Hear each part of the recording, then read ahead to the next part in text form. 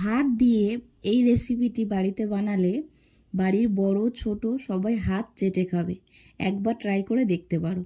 তো আমি এইখানে একটা ডিম সিদ্ধ করে নিয়েছিলাম।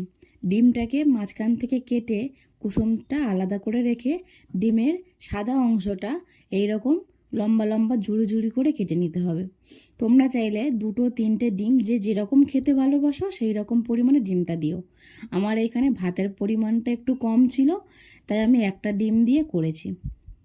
এবার একটা প্যানের মধ্যে সাদা তেল গরম করে সেই কুচিয়ে রাখা ডিমগুলো একটু ভেজে নিয়ে 3 থেকে 4টে রসুনের একটু থেঁতো করে নিয়েছিলাম। রসুনটা দিয়ে ভালো করে ভেজে এবার মশলা অ্যাড করব। এখানে দিয়ে দেবো লাল লঙ্কা, হলুদ, ধনিয়া গুঁড়ো আর জিরে গুঁড়ো। মশলাটা একটু কষা হলেই দিয়ে দেবো একটা চেরা কাঁচা লঙ্কা, পেঁয়াজ, গাজর, স্প্রিং অনিয়ন আর পেঁয়াজ কলি দিয়ে ভালো করে সবজিগুলোকে কষে নিয়ে একটু ভেজে নিয়ে দিয়ে দেবো নুন। তোমরা এখানে এত সবজি যদি না থাকে তোমরা চাইলে শুধু পেঁয়াজ আর টমেটো দিয়ে এই রেসিপিটা বানাতে পারো। আমার কাছে এই সবজিগুলো ছিল তাই আমি দিয়েছি। আমি এখানে কিন্তু টমেটোটা আমার কাছে ছিল না তাই আমি স্কিপ করেছি।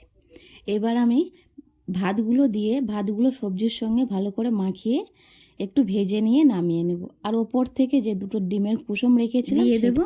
তো এই রেসিপিটা কেমন লাগলো অবশ্যই করে কমেন্ট করে জানিও। আর আমার এই ভিডিওটা কে কোথা থেকে দেখছো সেটা অবশ্যই করে কমেন্ট করো। আর দেখা হচ্ছে আবারও একটা নতুন রেসিপির সাথে। এখনকার মতো টাটা।